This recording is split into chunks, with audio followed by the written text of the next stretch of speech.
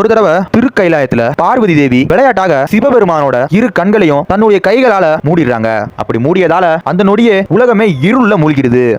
அப்படி உலகத்தில் சூழ்ந்திருந்த இருளை போக்க தன்னுடைய நெற்றிக்கண்ணை திறந்து பிரபஞ்சத்திற்கு மறுபடியும் வெளிச்சம் தந்திருக்காரு சிவபெருமான். இப்படி பார்வதி தேவி விளையாட்டாக செஞ்ச இந்த ஒரு குற்றத்திற்காக சிவபெருமான் பார்வதி தேவியை பார்த்து, நீ பூலோகத்திற்கு சென்று என்னை நோக்கி தவம் செய்து மீண்டும் உனது பக்தியால் என்னிடம் வந்தடைவாயின்னு சிவபெருமான் சாபம் அளிச்சிருக்காரு. இதுக்கப்புறமா அதன்படியே பார்வதி தேவியும் பூலோகத்துக்கு வந்து இப்போது உள்ள காஞ்சிபுரத்துல கம்பா நதி கரையில ஒரு புனித மாமரத்துக்கு கீழே அமர்ந்து அங்குள்ள மணலால சிவலிங்கம் அடித்து தவம் செய்ய ஆரம்பிக்கிறாங்க. இப்படி கடுமையாக தவம் செய்து கொண்டிருந்த பார்வதி தேவியோட தவத்தோட ஆழத்தை உலகறிய செய்ய சிவபெருமான் கம்பா நதியில வெள்ளம் பெருக்கெடுக்க செய்யறாரு. அப்போது எங்க இந்த வெள்ளம் இந்த மணல் லிங்கத்தை அடிச்சிட்டு போயிருமோன்னு தன்னுடைய இரு கைகளால லிங்கத்தை கட்டி அணைத்துக்கிறாங்க பார்வதி தேவி.